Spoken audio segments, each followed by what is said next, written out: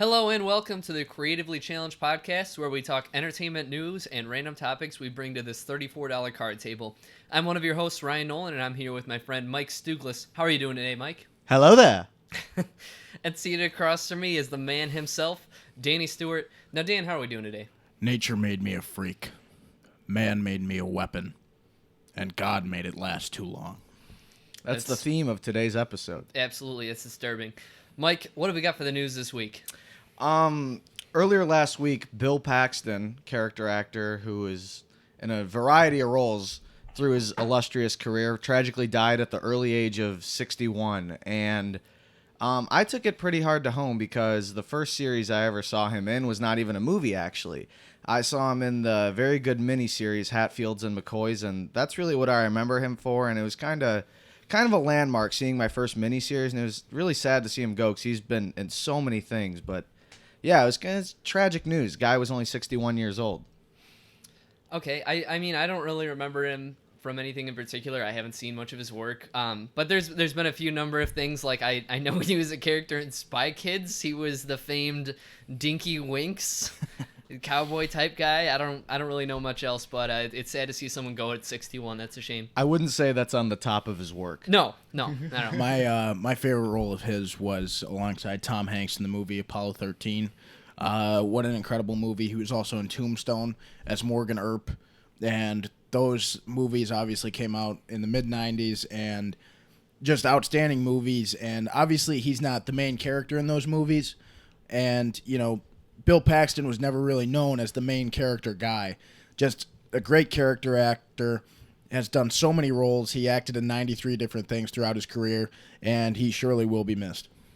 All right, that's good to hear. Mike, what else have we got this week? In a rare interview this week, Christopher Nolan was with Premiere Magazine, and he talked about his upcoming film Dunkirk. And he talked a little bit about the storyline, and that's something Nolan usually doesn't divulge into before you see a movie of his. But you can tell from the trailers that Dunkirk is be more of a World War II straightforward plot. And in this interview, he said that the film will feature 3 storylines. One which takes place on the beach, which includes Harry Styles. One that is on the sea, which includes Mark Rylance and Cillian Murphy. And there will be a air storyline that features Tom Hardy. And it's a very interesting interview if you guys are interested in checking it out. But along with that, he also said that the film will feature very little dialogue. So for someone who's known as having a lot of depth in his storyline, what does this mean to you, Dan? Well, Nolan's my favorite director, and he's made some of my favorite movies ever. And typically with his films, you have a really deep storyline with, complex writing, really good writing, and really great acting. And he's used the same couple of actors in many of his films. Here we've got Cillian Murphy and Tom Hardy coming back to his films.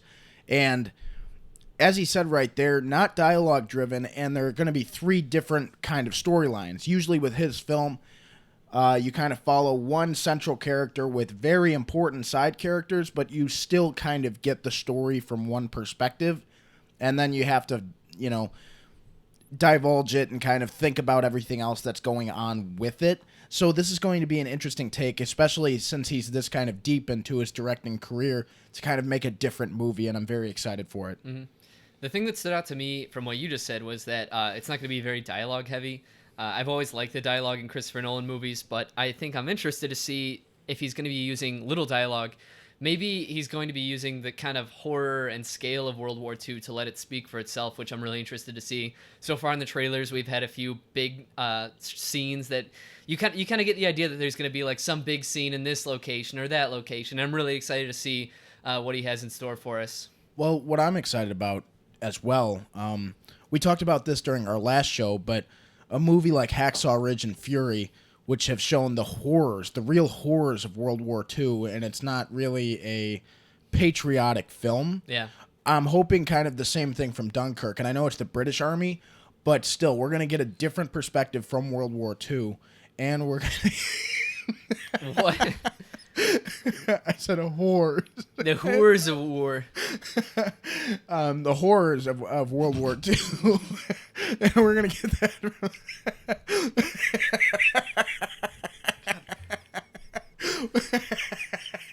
We're going to get the...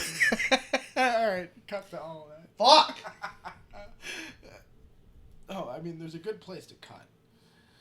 It's just mid-sentence. Yeah, but we got to work back into it right now. I'm still recording. I can't talk. Yeah, Dan, I agree with you on that. I think I'm really excited for Dunkirk, and I think we all are. Mike, what have we got next? Earlier this week, Guardians of the Galaxy Volume 2 trailer also dropped, and being set to the Awesome Mixtape Volume 2. What were your guys' opinions of the trailer? It was really sweet. We got to see some new footage of things, which was really cool because they've all kind of been showing the same thing, and it's really exciting because we finally got to see Kurt Russell. That was really good. That was awesome. Yeah.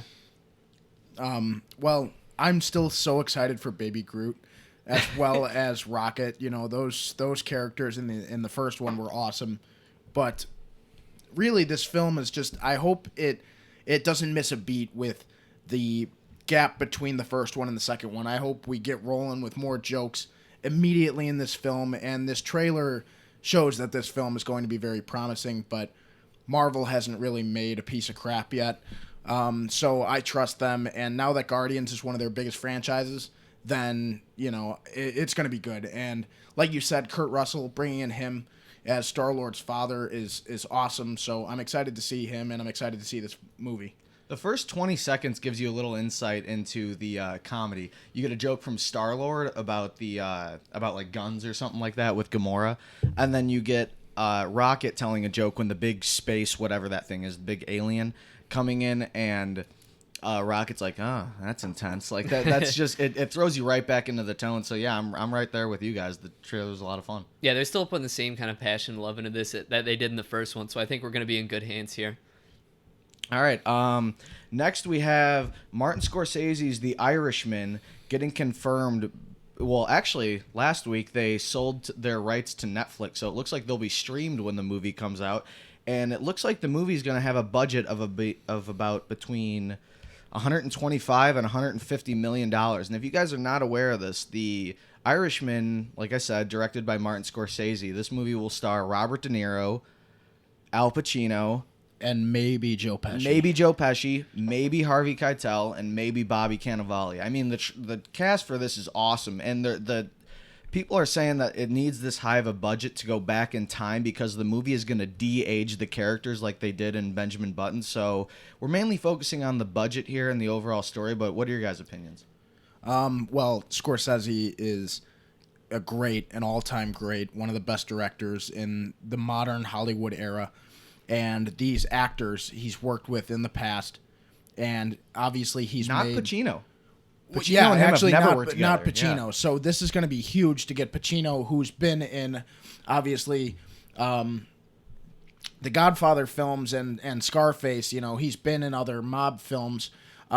So to get with Scorsese, who's made Taxi Driver as well as Goodfellas, to get Pacino in with those guys is going to be very exciting. And I really, really hope that Joe Pesci can, you know, confirm this role that he'll be in, because I think that'd make the movie way better. I trust the rest of the guys anyway, but Pesci made Goodfellas. He made Goodfellas, and he's also in what he calls retirement right now. He said he's done, but come on, like Joe, we want you to see you in another Scorsese movie. We dream about it. Casino, Goodfellas, it like can only get better.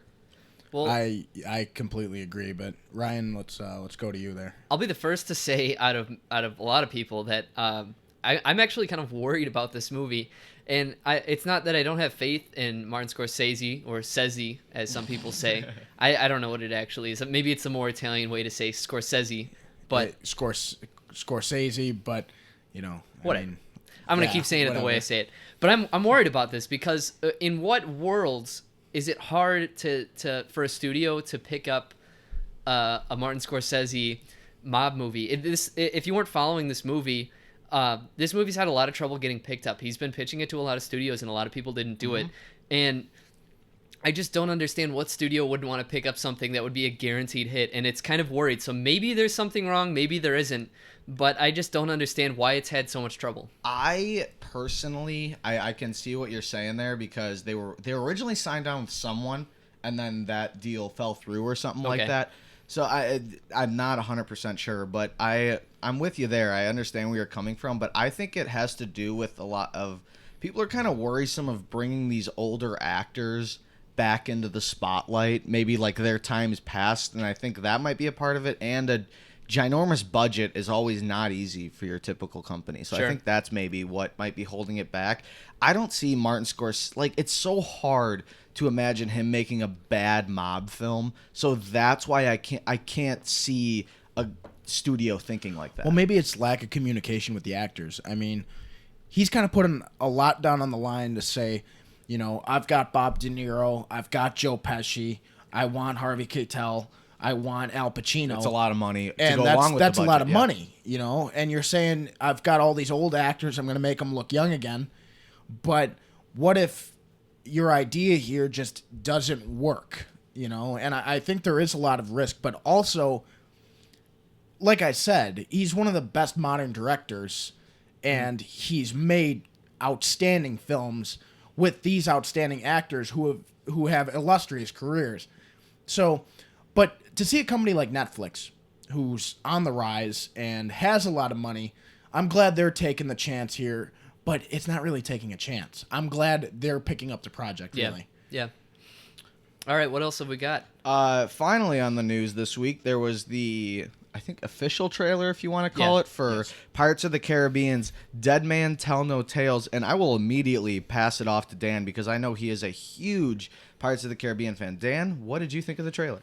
I honestly loved it. There have been a couple of teasers and one official trailer before this one, but in this one we get a young look at Jack Sparrow, and we've got a story behind kind of how Jack Sparrow came to be and why, you know, oh God, what's his name?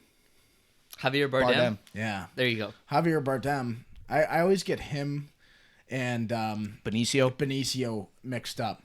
But Javier Bardem is playing some, you know, dead guy who came back to life. He is, though. He is. And that's who he is, you know. It's basically Dead Man's Chest Part 2, but it's not. I don't know.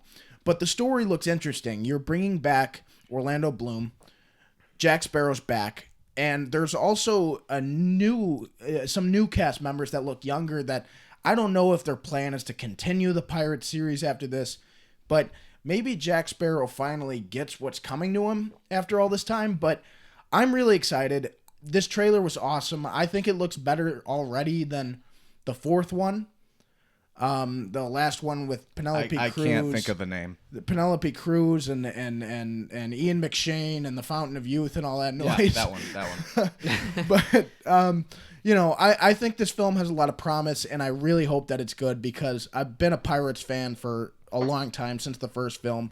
And if this is kind of the last film for Orlando Bloom and Johnny Depp as Jack Sparrow, I want it to be very good. So I'm rooting for it. The trailer looked good, so I just hope the film can follow up in May. Yeah, it looked fun. I don't care about Pirates of the Caribbean, but I watched the trailer. I like Javier Bardem's hair. It's all watery in the it's air, all moving even and when shit, he's out yeah. of the water, I know, which it's is nuts. fun. So And they're like dead sharks, but they're swimming and alive. Yeah, I don't how know, about that? It's nuts. this movie's got the whole razzle dazzle Yeah, it's package for nuts you, is ladies what and it gentlemen. is. Yeah. My only hesitation on it is the it seems the more the movies go on, the more mythical it gets, and it just seems like almost like they've created their own world of like, I wouldn't call it madness, but it's just become more of a fantasy than it is an action adventure. And take that as you will, but yeah, that's kind of my opinion. I don't think it was bad, but I'm always cautiously optimistic now when it comes to Pirates of the Caribbean. Well, So I mean, when they announced the fourth one, and they did the fourth one, I was hesitant about that, because the third one was just kind of seemed like the pinnacle end to the Pirates movies. It was going to be a trilogy, and it was fine. At World's End was an awesome movie. And then the fourth one came out and it continued it. It didn't have Orlando Bloom. It didn't have Keira Knightley. So people were like, okay, what happened there? They're obviously, you know, really just digging deep to try and make another movie, try to make more money. But I guess they did well enough to come up with a fifth movie. And I really like I said, I really hope it's good, because the fourth one really wasn't. So I'm really rooting for this film. Like I said, I love the Pirates movies, and I'm rooting for it. So. Well, you're in our prayers, Dan. Mike, Okay. we saw Logan this week. Oh, we fucking did see Logan. We saw this Logan, week. and it was a great movie. We're gonna give our words on this. We're gonna start off spoiler free, Yes. and then we are going to get into spoilers, and we'll let you know when that happens. So if you haven't seen Logan and you don't want to get spoiled, we'll let you know. But right now, we're gonna start spoiler free. So I'll be the first to start here. I thought Logan was a fantastic movie.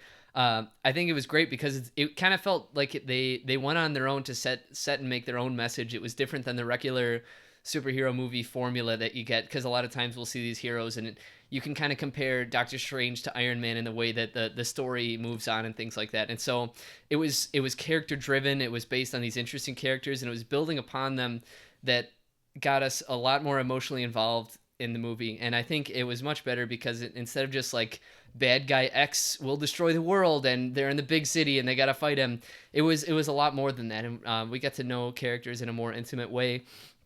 And I really, really enjoyed it. And it's probably the best superhero movie I've seen in a long while. I wanted to make a quick shout out to Daphne Keane. She plays the little girl who is X-23 in the movie. She was very intense. I've never seen her in anything before.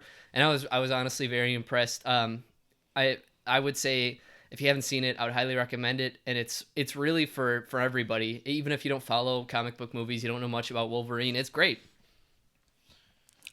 I really, really love this movie. I'm still kind of on the Logan hangover, but I'm pretty... Among other hangovers. Yeah. I'm pretty serious when I say, as of right now, it's in my top 5 favorite superhero films. It was a beautiful, beautiful film about family and sacrifice, and not romantic love, but just, caring for somebody else that, it means a lot to you. Like, Logan and Charles Xavier, played beautifully by Hugh Jackman and Patrick Stewart for the last time. And you have their great chemistry that they've had for 17 years now. And then you add Daphne Keane to the mix, and she's like what? Like a 12-year-old girl? Something like that. She Young. No older than 14. She's a youth. And she is fantastic. And their chemistry on screen, it plays off like a family. And it's just such a great film. And whether you're a comic book fan or not, Ryan, you touched on this. Whether you're a comic book fan or not, this film is beautiful, and I highly recommend everybody go and see it. I mean, maybe catch yourself up on Wolverine knowledge and I don't even know if you have to. But I don't know if you have to, because it starts off kind of at a beginning point. But, I mean, we knew the characters. We've seen the X-Men movies. Yeah. But like I said, I mean, like we're saying, you don't have to be a comic book fan to enjoy this movie. It's just that good. I love it. And, I want to go see it again to indulge it in even more. But, Mike, what's your opinion on it? So as Deadpool appealed to the comedy in everyone loved Deadpool. That's very hard to dispute. This movie, I think, it can also appeal to a wider audience as well as more than just the superhero genre. What James Mangold wanted to do in this movie, he accomplished. He said, we are going for an independent feel. We are going for a Western feel. For those of you who don't know, James Mangold directed a little movie called 3:10 to Yuma in 2007, which is an amazing modern Western, and he carries that tone into this movie. And just the landscape they filmed on, it didn't feel like a superhero movie. You could tell it had a good budget, a high budget movie for being it's a superhero movie. It's going to have a high budget, but it felt very small, and it felt like a character study. And I think it's the best you've seen Hugh Jackman as Wolverine. There's no disputing that. He was amazing.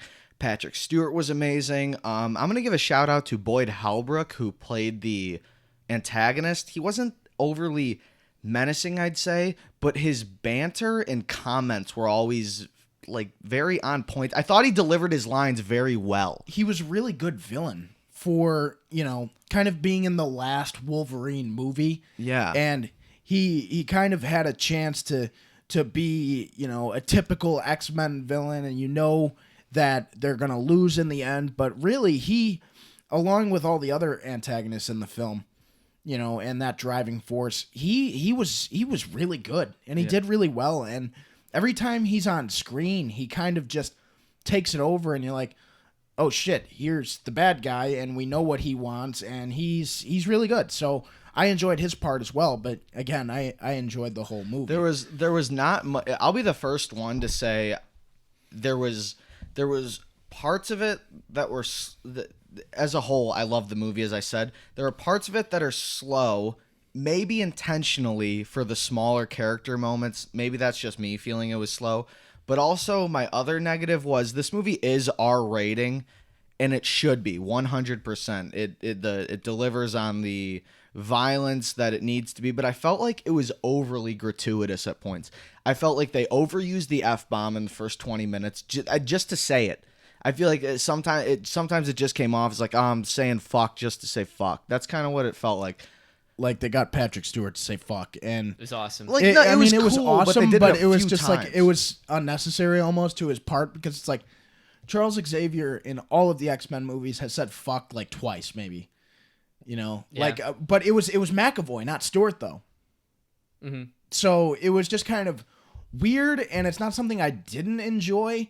But some of the F-bombs did seem forced in there just because it was an R-rated movie. But it doesn't take away from anything. Overall, it just, you know, it's just kind of whatever about it. If you're going to be nitpicky. Yeah. Yeah, that's kind of how I was. But if you're going to be nitpicky about how many F-bombs are in there, just know that it's a really goddamn good movie, and that's all we could nitpick from it. You know? Absolutely.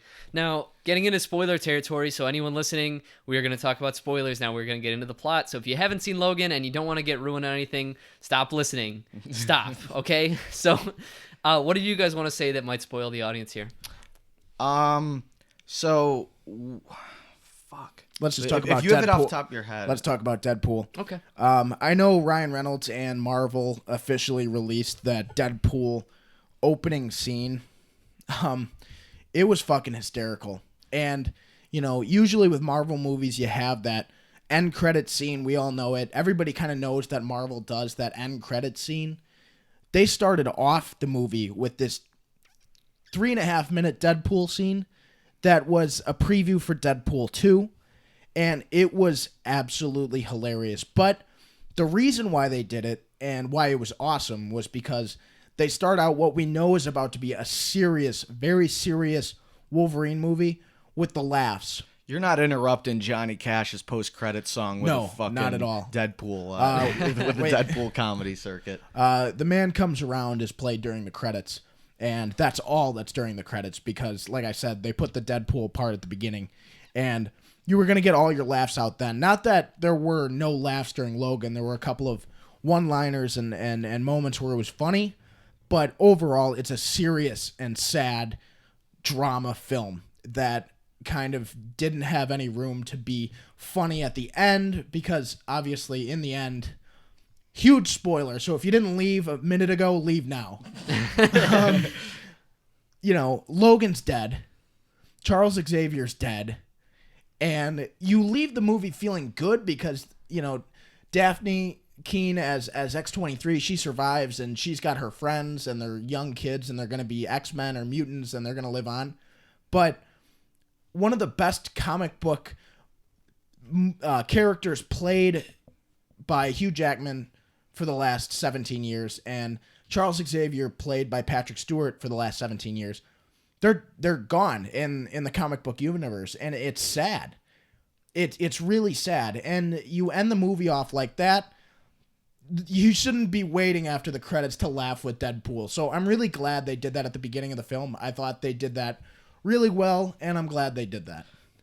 Totally. And to touch more upon his death, they handled it so well. I've never cried during a movie. I didn't cry during this movie, but Logan's death is super sad. And like you can, right before he dies, you know, the whole movie, he's striving to learn to love again and learn to be able to care for people again because, you know, he hasn't had that in such a long time. And I believe his last words are, "So that's what that feels like," or yeah. it's when X-23 is talking to him, and and that got me. Like like I said, like it just struck you to your core. It was really sad, and it was, but it was the way for Logan to go, man. I fucking loved it. What about you, Ryan? I mean, you guys really touched on anything I could have said that was in spoiler territory. But just as a closing statement on this, to cap this off, I will be in total defense of the word "fuck" used in this movie. Granted, Charles Xavier is this prestigious school chairman and all these things, but like everybody says "fuck" if they like close the car door on their leg or something like that. They use it quite tastefully, I would argue, in a realistic scope. And this movie is about being realistic. Hold on, I love just after Professor X dies and they bury him, Logan goes to try and start the truck, and he can't start it, and he beats the fucking truck with the shovel, and he's just going fuck, fuck, fuck, and he's like hitting the like the rear view mirror off of it, and he's denting like the toolbox in it, and I mean it's just at some points it's very, very necessary, and I enjoyed it. Like I said, the nitpicking there is really the negative I can pull out of it, because there's not a lot else to pull out of it that's negative. That's not as much as what I was saying. Like I said, I'm still in defense of it. I think a couple times it was too much, but what my one scene was, I thought it was really, so those guys went in to get X-23 at the beginning, and the guy went in with the handcuffs, and she came out with his head and threw it at the guy's feet. That was the part where I was like, okay, this movie's rated R, and was that scene really needed? Did she like? I think throwing the handcuffs at him would have been just enough, but like rolling his head, like she's 12 years old. You know what I'm saying? It's true. You know, like I said, that's just me kind of glaring at that, and it doesn't take away from the movie. That was one scene where I was like, really? Yeah, but you find out later, obviously, that she's the daughter of Logan, and Logan would have done the same thing. You know, that's true. So I enjoyed that, and like I said, it's broken the top 5 of my superhero films, and it was just amazing. It was a great ride. Hugh Jackman and Patrick Stewart will be missed as Professor X and Logan, but what a great movie. And if I were rating it on a scale, I'd give it a B+, A- kind of range. You know, it depends on the day, but it was a beautiful movie, and I love it. So yeah, it's great. I'm with you. All right. Anything else to add on Logan? No, I had one other thing I maybe wanted to discuss, but it'll go way too long. So let's keep rolling. What's next? Danny, weren't you introducing this next topic here? I sure will. All right. So to kind of continue off of our French fry bullshit talk, we wanted to bring another good, discussion topic this week. And I want to talk about nostalgic video games. I know all of our listeners aren't typical video game players like we are, but I mean, you bring in an old system like a PS2 or a GameCube or now even a PS3, Xbox 360. I think we all have that game that we remember playing, and that just brings good memories to us when we pop in that disc and play that game again if we did it now. So I want to ask you guys, what game does that for you, or multiple games? I'm really interested to hear that.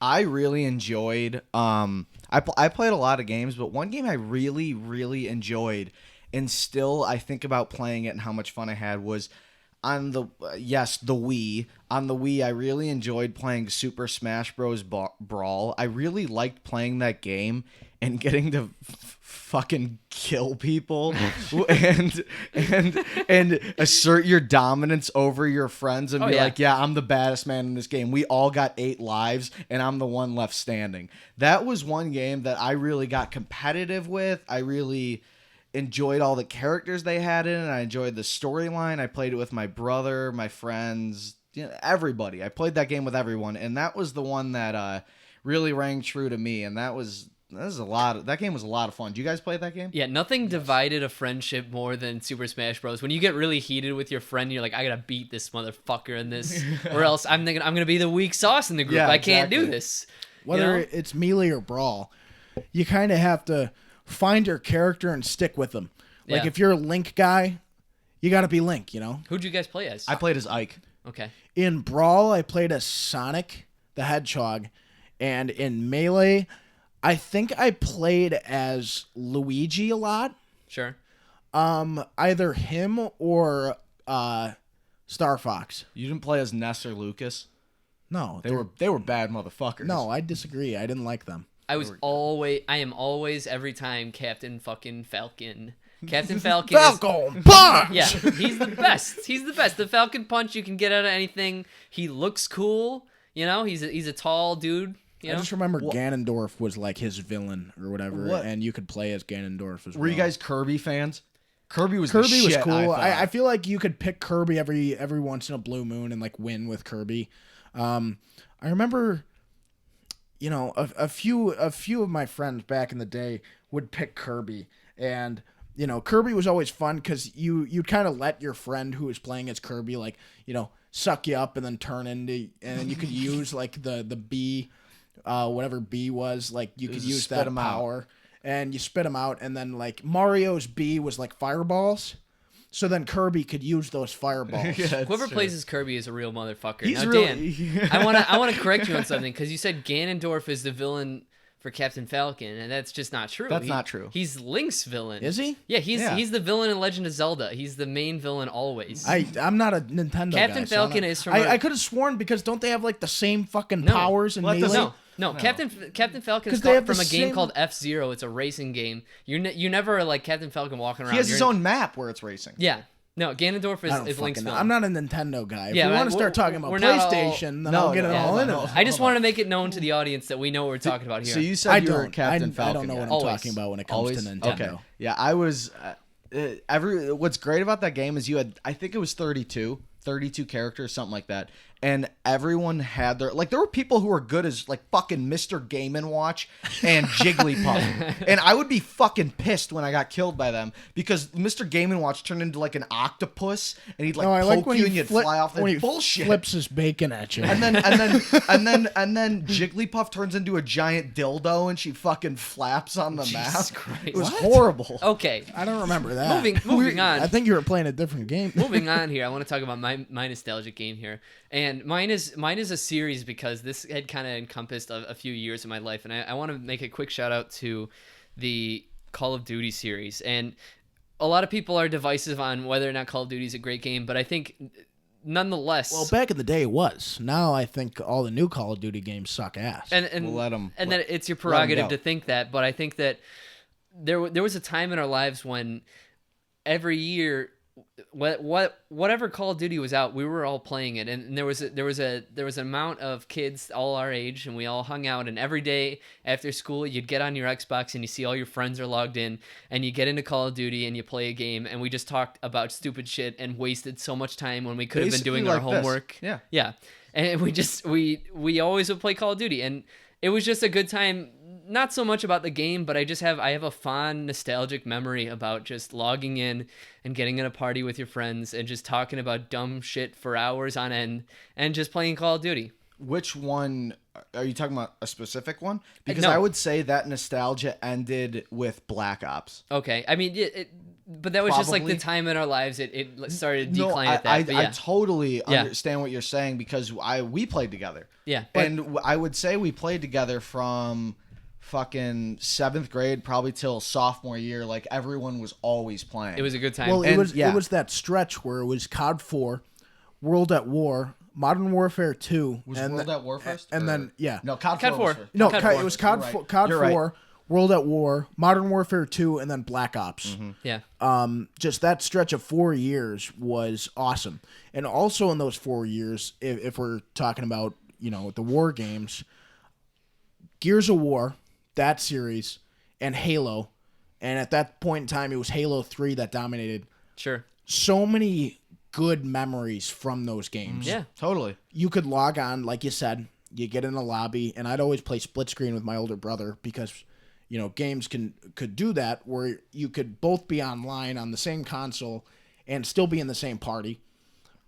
Where whether we were playing Halo 3 or Gears 2, or, you know, I don't remember playing online Gears 3 a lot, but Gears 2 was an awesome game. and then Modern Warfare 2, as well as World at War. COD 4, I definitely played, but I don't know if I played online a lot. I remember going back later into COD 4 and like doing all the hacks where you can like jump out of the map and shit like that. Remember those? I do. Yeah. You turn it on old school mode and you can jump really high and jump out of the map. But just so many good memories from like 2007 to around 2011. I honestly couldn't tell you, but No. we were young kids, about seventh grade to sophomore year, like So Mike said. just about then. Yeah, but Yeah. whatever the game was, it doesn't matter. It was the time that I spent with my friends was really just the best Absolutely. time, and I'll never forget those times. And that's the thing that Probably the time. Sorry to interrupt you, Mike, but it's probably the first time I ever said fuck. Online, yeah, Yeah. oh yeah, When you were with your friends, you know, gotta. like you stayed up late. You were downstairs. Your parents were up in bed, and you know you felt like a badass when you were on Xbox, and you could say fuck. You know, you're like you were with your friends, and the funny guy was the guy saying fuck a lot. So then you'd say fuck. Yeah, that was definitely the first time I said fuck. It was the last bastion we had as young kids for free speech. It's Yeah. all we had. Yeah. You know, and you got to get it out when you could. Mike, what were you gonna say? So I was gonna say that that's the generational gap with our parents that they like to say, oh, when I was younger I was doing this. I totally wish I lived in the times you guys did. That is 100% true. You guys were outside all the time. You were making memories, but like our version changed, and they won't understand that they had that level of technology. It's not that we were all shut-ins. It's that it was this new thing. And it was a new way of being competitive. It was a new way of hanging out with your friends. And I just don't think that's something the older generation will ever understand. Well, Sure. and it's even changed to now. I kind of don't like the kids nowadays who are growing up with iPads and iPhones and shit like that, and they're playing Fuck those mobile kids. games. Like, they'll never know COD 4, you know? Like, they'll never know what it means to play, like, quick scopes fucking on Rust, you know? Quick like, scopes, no scopes with they- throwing knives. They'll never know custom maps on Halo 3. They'll never know Horde on Gears of War 2. Facts. You know, and it's just damn shame. Like, I don't like, you know, going into a restaurant and seeing like a 5-year-old kid like playing fucking Subway Run or whatever the fuck it's called, and I'm like, that's a dumb game. That's a stupid game. What are you playing? You know, like play COD 4 or fucking Jack and Daxter. Yeah. Kingdom Hearts. Yeah. You know, like it's just what's even worse though is if we want to jump to my nostalgic game, which none of you have played. Mike's going to piss everyone. So PS2 / PS3 was like my system, you know, and throughout my childhood, I played the Kingdom Hearts series, the Jack and Daxter trilogy, and the Ratchet and Clank. Well, now it's a huge series, but originally it was just a trilogy, Ratchet and Clank. I played those games religiously, and you know, Kingdom Hearts, my love is still there for that. If they were ever to make a Jack and Daxter 4, which Naughty Dog is making their, you know, Last of Us 2, which Last of Us is an amazing game, but, you know, their focuses are there. But I always want them to go back to Jack. But Kingdom Hearts is still, you know, up and running, and Kingdom Hearts 3 has yet to come out. Ryan, I've been waiting so long for Kingdom Hearts 3 to come out. I'm well aware. Like, I'm an adult now. Like, adult with air quotes. We don't know shit. We're not real adults. Well, I know. That's why I'm putting air I know, quotes it's around just- my adult. But I am still waiting for that game. I think, like, the last light of childhood, the thing that kind of keeps me immature and has the bright wishes of a child is Kingdom Hearts, you know? I've replayed through that series so many times, just still finding the same thrill I had when I first played it on the PS2 10 years ago or 11 years ago. And the direct sequel to it hasn't come out yet. And the only thing still gripping me to childhood is the hope for when that game comes out. And, you know, it's hopefully coming out within the next couple of years.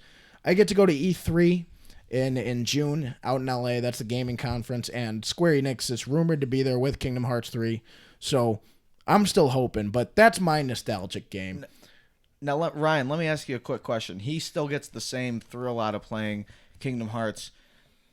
Do you still get the... Okay, let's say it was senior year or something. Would you still get the same thrill if you went back and played one of those games? I wouldn't.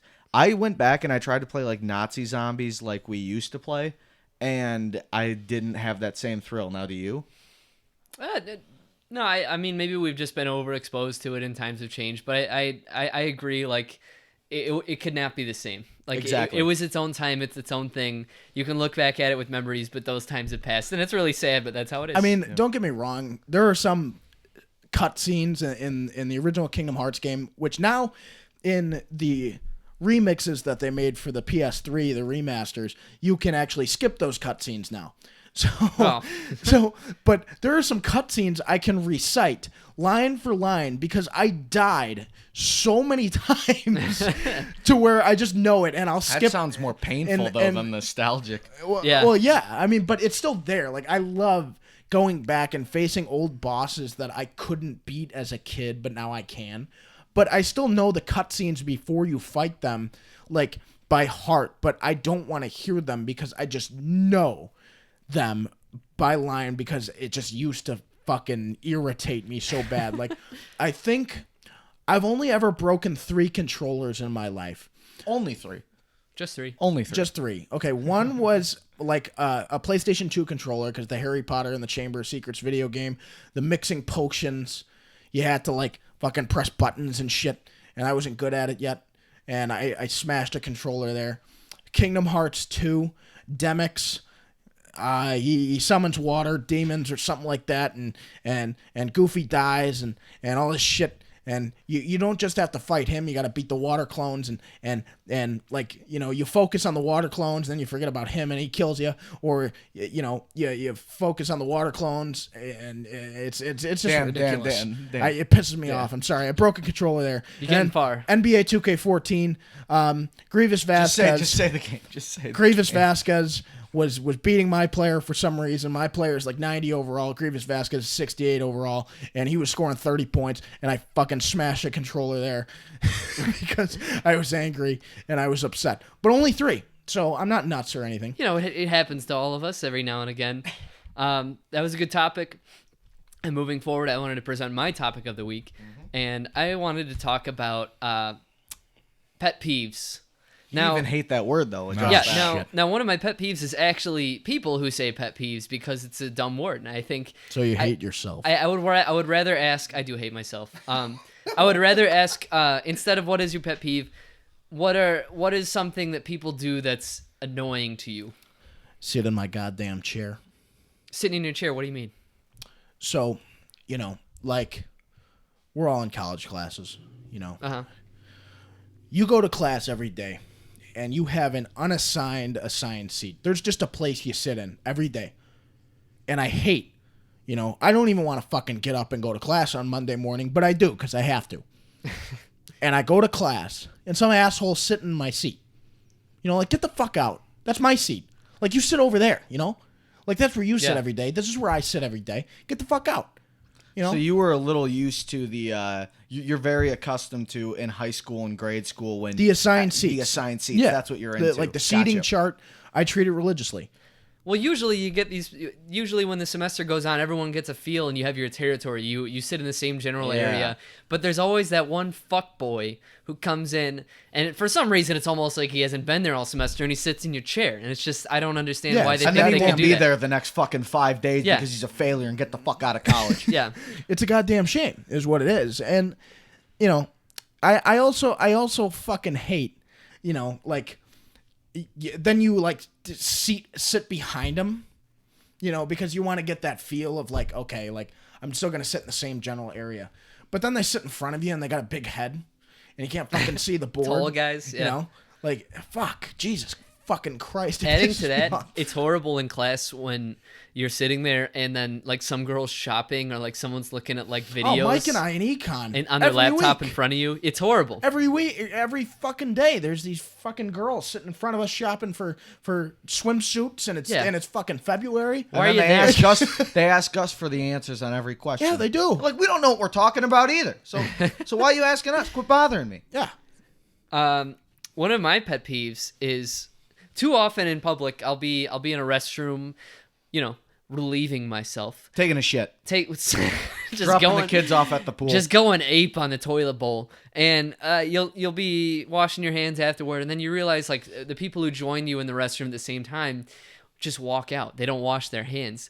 It's alarming how many people you see not washing their hands. A lot of times it's scary because like maybe I'll be in the cafeteria and like an authority figure at the cafeteria won't wash their hands.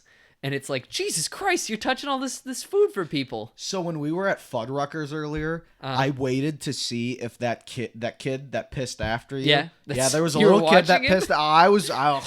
I loved it. And he was. Good to know you and he watch was- kids and Hold he was- on. No, hold on. He took a piss after Ryan. There was a line, and this kid was in the line, and he went after Ryan. And Ryan and I were washing our hands, talking about God knows what.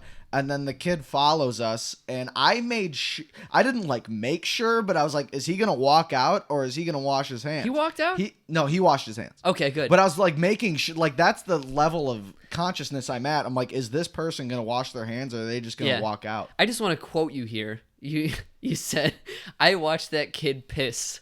I loved it. We'll get that on a t-shirt soon for you, ladies and gentlemen. Mike Stuglis, everybody. On stickers too. It'll be in our store. What else annoys you We about don't people? have a store. Are we picking one thing or are we just going like a revolving door Just here? pitch them Say out, shit man. Pitch that 'em out. pisses All right, you I'm off. just gonna Yeah. do one right now. I can't stand people talking in the movie theater.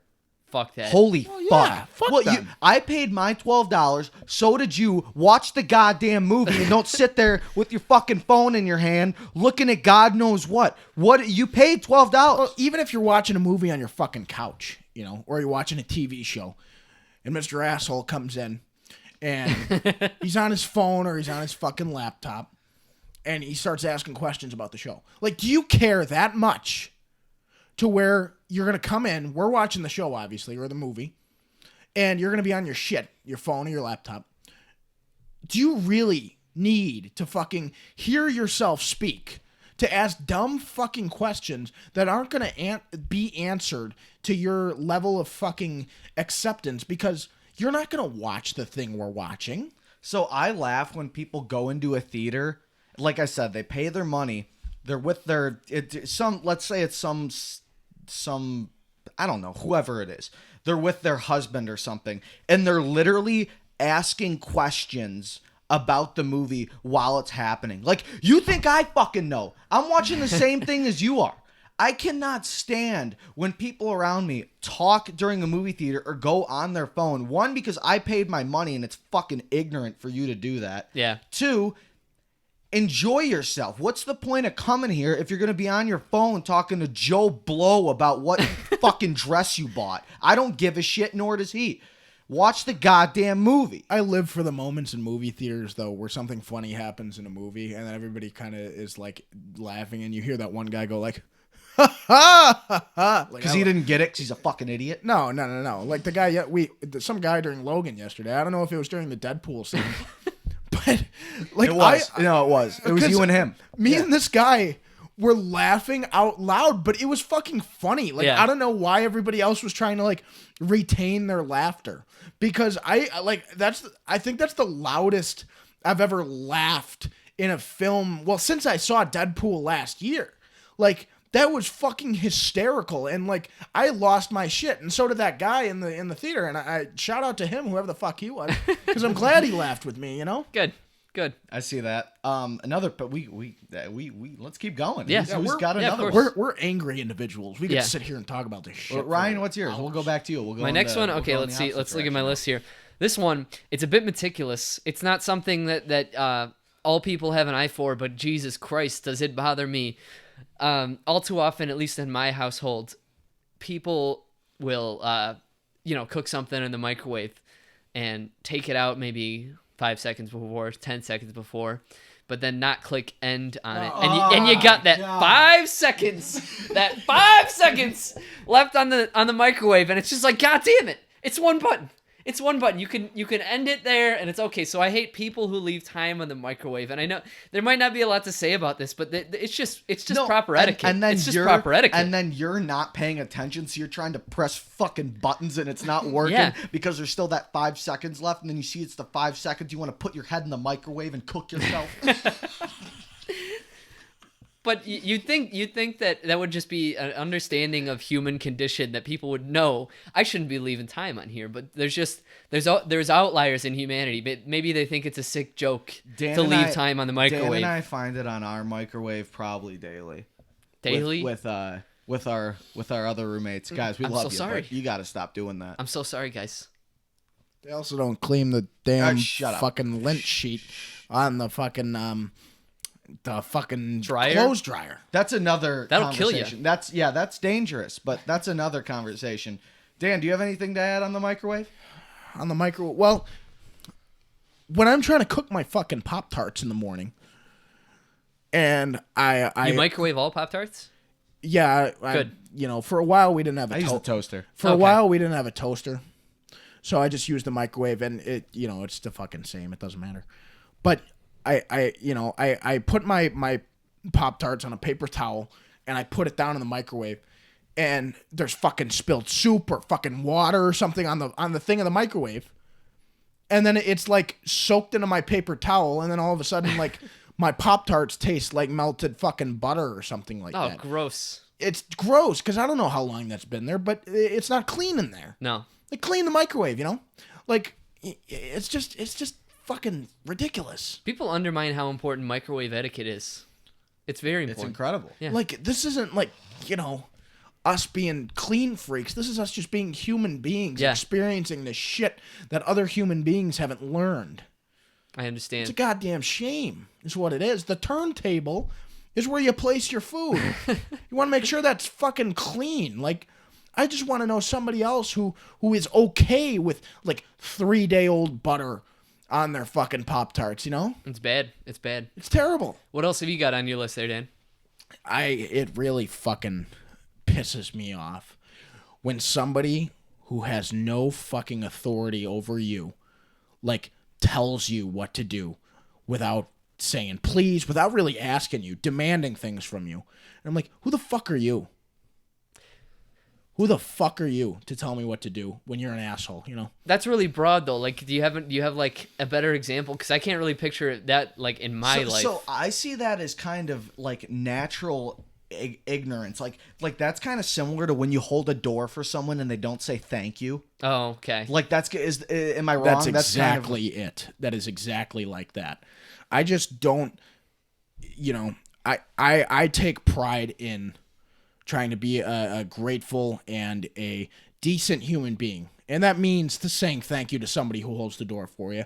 That means asking politely when Sure. you want something done that you can't do. Or, like you probably can do, but you're just an asshole.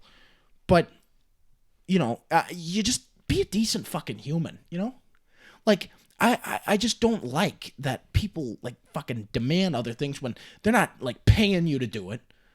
Or they're not asking you to do it. They're demanding. It's like, who the fuck are you? No, I Like, totally who see the that. fuck are you? But you know what? That also filters into like when you have a teacher and they don't speak to you on like a respectful level. You know what I'm saying? It's kind like of I along those understand. lines. Like you're my teacher. you're in charge I here. call you're in charge. But there's a certain level of I'm a human being too. Like, I understand that you're the authority here. And there's a certain level of respect that's well earned, but you're not a authoritarian or whatever to where you have to fucking dominate this classroom like fucking Adolf Hitler, Like I'm a Stalin guy myself. that's not what this is about. This is about you having a friendly, good, nurtured environment, and teaching the subject that you're in. Like, this is your profession. You teach this subject. Like, you're the expert here. You tell me why this is cool. You tell me why, you picked this as a profession. You spread that knowledge onto me. You know, don't make it seem like it's a goddamn fucking concentration camp to where we're fucking, you know, like hating our lives here. I bet they leave time on the fucking microwave. Yeah. Goddamn whores. That's what it is. Did anyone have anything else they wanted to bring to the table here? Yeah, Mike still got a second one, doesn't You he? got one? I got one more. I got a list here, but I want to talk about the Starbucks movement. What is that? The Starbucks movement is fucking the thing, public typers. is the thing everyone is doing now. Everyone, and I'm not gonna slant it towards a specific gender, but a lot of people like to go to Starbucks and then take fucking Snapchats that you're at Starbucks. Wait, like pictures of their drinks? Yeah, like oh. iced coffee. This is delicious. Like you're drinking Santa's shit. I don't give a I don't care. It's not good, and you're paying $7 for an iced coffee or whatever the fuck you ordered, and I don't care. You could make the same thing from your Keurig or from a pod at home, and you're going out and choosing to pay too much for coffee and then be materialistic and fuck and go in there And then get pissed when that asshole behind the counter who doesn't give a fuck about your life or your fucking coffee or your fucking Instagram filters, who misspells your name. Yeah. Like when you got a name like fucking Gwendolyn or some shit, and like you're pissed that they spelled it wrong. Like have a normal fucking name. It's actually Kevin with a C. Like you're an asshole. Like nobody spells Kevin like that. I cannot stand the Starbucks movement is one within the PC movement. They all suck. Now, The fucking bubble wrap and all that shit. They all get together. Like all these kids who never went outside as fucking kids, you know, like they're assholes. Hold on. They all go to Starbucks and they talk about this political correctness movement, which I can't fucking stand. And all their number fucking one, and all their bathrooms and shit. Yeah, no, I don't care. And they're not fucking putting the seat down or whatever. We should go to Starbucks piss because it's good for the environment. Like fuck you. I want to make a quick case here for the coffee shop itself. Whatever people do in it, that's this business, and I agree with you, gentlemen, wholeheartedly. But just go to Dunkin'. No, hold on. I want to make Let him make his case. a regular coffee, a regular drip coffee at Starbucks, completely reasonably priced. Granted, I like the taste of Dunkin' more if I'm going to be shopping for a coffee like that, but when you're getting a regular coffee at Starbucks, totally fine. But I think people are complaining about the price, but that's when you get like basically like a milkshake with some coffee in it. And that's $7 and that's reasonable. Everyone's just going though, and it's become like a social media movement. Yeah. And I cannot stand it. It's like, look at me, I drink coffee. It's mostly with the millennials actually. Or like which we're a part of. Yeah, no, fuck us. But we're not assholes. But they go here and they're like, oh, look at me, I drink coffee and I'm 18. One, no one gives a shit that you drink coffee. I don't care. Your mom doesn't care. I don't give a fuck. No one cares. Shut up. Stop doing it. I'm tired of it. And you want to know what it is? You want to know what it fucking is? You fucking go to Dunkin' and get the same shit. You get a fucking donut and a fucking good sandwich with it. I love Dunkin'. But now they got McDonald's. McDonald's is in it. You can get fucking iced coffee at McDonald's. It's the same shit. McDonald's is probably selling it to you for $4 cheaper. Fuck Starbucks. No. A coffee at Starbucks is about the same price. Fuck Starbucks. I'll give you that. See, mine's not on Starbucks. It's on the movement. It's kind of on like I use just hate Starbucks as a I use Starbucks as a scapegoat, but a lot of people are doing it of like going to Dunkin' or Coffee Bean wherever they're going. Sure, it's just kind of as Joe Rogan said. I like Coffee Bean. They have better croissants. I mean, just say what you will about the people that inhabit them, but goddamn, if you have a vanilla bean frappe thing, those are delicious. It's practically a milkshake. And it's so good. I hate men who wear summer scarves. Okay, that's just unreasonable. This is We're getting too far here. Inside of the Starbucks. In short, people suck, and we don't like when they suck. You know? And so, all right. Starbucks, fucking 3 bathrooms. We got it all here. We are out of control, and that is this week's podcast. I want to remind everyone to rate us and subscribe to us on iTunes. Please subscribe to our YouTube channel as well. Links are provided in the description. Check us out on our Twitter and Facebook as well. Thank you for listening. Do you guys have anything to add? Thanks for listening, guys. Sorry if we got a little too crazy there at the end. Thanks for listening. We're very passionate. Hope you come back next week. All right, have a good one.